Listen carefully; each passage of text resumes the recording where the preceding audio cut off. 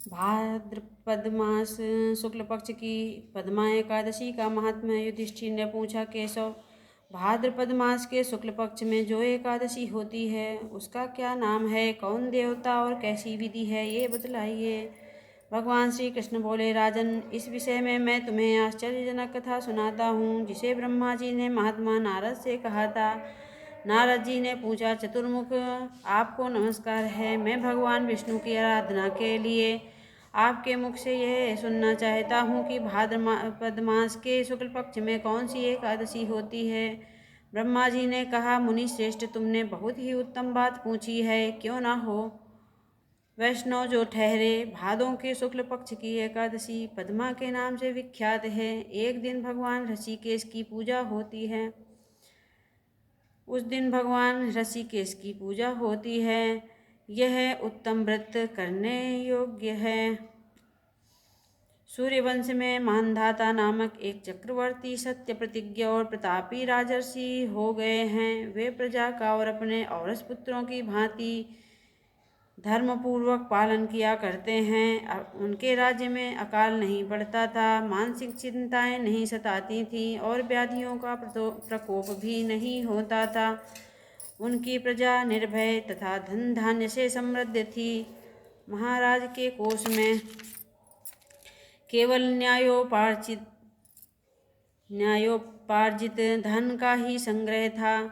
उनके राज्य में समस्त वर्णों के और आश्रमों के लोग अपने अपने धर्म में लगे रहते थे। मानधाता के राज्य की भूमि कामधेनु के समान फल देने वाली थी।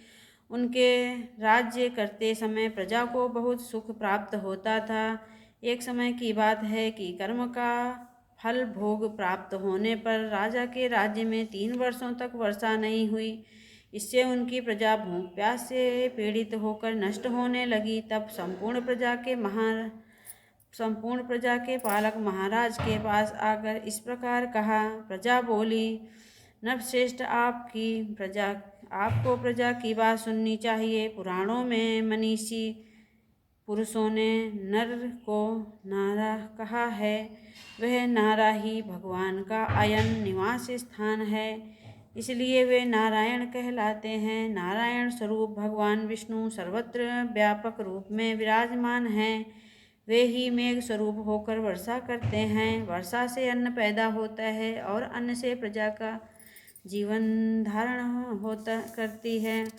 नरश्रेष्ठ, इस समय अन्न के बिना प्रजा का नाश हो रहा है, अतः ऐसा कोई उपाय कीजिए जिससे हमारे योगक्षेम का निर्वाह हो। राजा ने कहा, आप लोगों का कथन सत्य है, क्योंकि अन्न को ब्रह्म कहा गया है। अन्न से प्राणी उत्पन्न होता है और अन्न से ही जगत जीवन धारण करता है। लोक में बहुधा ऐसा सुना जाता है कि पुराण में भी बहुत विस्तार के साथ ऐसा वर्णन है कि राजाओं के अत्याचार से प्रजा को पीड़ा होती है, किंतु जब मैं बुद्धि से विचार करता हूँ तो मुझे अपना किया हुआ कोई अपराध नहीं दिखाई देता। फिर भी मैं प्रजा का हित करने के लिए पूर्ण प्रयत्न करूँगा। ऐसा निश्चय करके राजा मानधाता इन्हें गिने व्यक्तियों को साथ ले विधाता को प्रणाम करके सघन वन की ओर चल दिए। वहां जाकर मुख्य मुनियों और तपस्वियों के आश्रम में घूमते फिरे। एक दिन उन्हें ब्रह्मपुत्र अंगिरा ऋषि का दर्शन हुआ। उन पर दृष्टि पड़ते ही राजा हर्ष में भरकर अपने वाहन से उतरे और इंद्रियों को बस में रखते हुए हाथ जोड़कर उन्होंने मुनि के चरणों में प्रणाम किया। मुनि ने भी स्वस्ति कहकर राजा का अभिनंदन किया और उनके राज्य के 7 अंगों की कुशलता पूछी।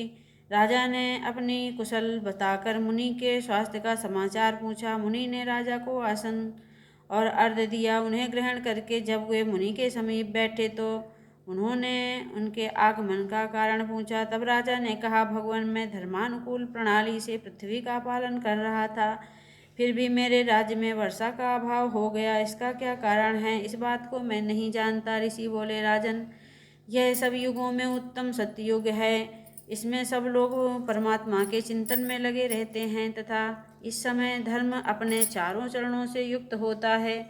इस युग में केवल ब्राह्मण ही तपस्वी होते हैं, दूसरे लोग नहीं। किंतु महाराज, तुम्हारे राज्य में यह शूद्र तपस्या करता है, इसी कारण मेघ पानी नहीं बरसाते हैं। तुम इसके प्रतिकार का यत्न करो, जिससे यह अनावृष्टि का दोष शांत हो जाए। राजा ने कहा, मुनिवर, एक तो यह तपस्या में लगा है, दूसरा निरपराध है, अतः मैं इसका अनिष्ट नहीं करूँगा। आप उक्त दोष को शांत करने वाले किसी दूसरे धर्म का उपदेश कीजिए। ऋषि बोले, राजन, यदि ऐसी बात है तो एकादशी का व्रत करो। भाद्रपद मास के शुक्ल पक्ष में जो पद्मा नाम से विख्यात एकादशी है, उसके व्रत के प्रभाव से निश्चय ही उत्तम वृष्टि होगी। नरेश, तुम अपने प्रजा और परिजनों के साथ इसका व्रत करो। ऋषि का यह वचन सुनकर राजा अपने घर लौट आए। उन्होंने चारों वर्णों की समस्त प्रजाओं के साथ भादों के शुक्ल पक्ष की पद्मा एकादशी को व्रत किया।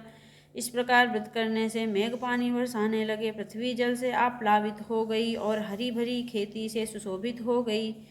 उस व्रत के प्रभाव से सब लोग सुखी हो गए। भगवान श्री कृष्ण कहते हैं, राजन, इस कारण इस उत्तम व्रत का अनुष्ठान अवश्य करना चाहिए। पद्मा एकादशी के दिन जल से भरे हुए घड़े को वस्त्र से ढककर दही और चावल के साथ ब्राह्मण को दान देना चाहिए। साथ ही छाता और जूता भी देना चाहिए। दान करते हुए निम्नांकित मंत्र का उच्चारण करें। नमो नमस्ते गोविंद बुध श्रवण संज्ञक अघोघ संचयं कृत्वा सर्वसौख्य प्रदो भव भुक्ति मुक्ति प्रदश्चैव लोकानां सुखदायकः। बुधवार और श्रवण नक्षत्र के योग से युक्त द्वादशी के दिन बुध श्रवण नाम धारण करने वाले भगवान गोविंद, आपको नमस्कार है।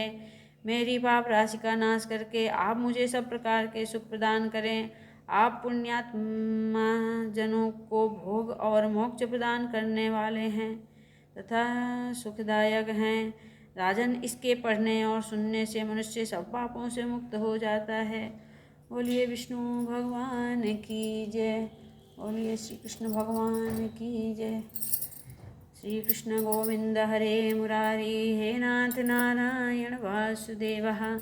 श्री कृष्ण गोविंद हरे मुरारी, हे नाथ नारायण वासुदेवः।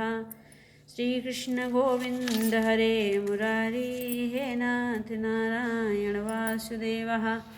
कृष्णाय वासुदेवाय हरये परमात्मने प्रणतः क्लेशनाशाय गोविंदाय नमो नमः।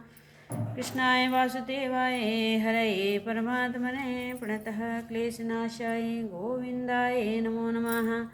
कृष्णाय वासुदेवाय हरये परमात्मने प्रणतः क्लेशनाशाय गोविंदाय नमो नमः।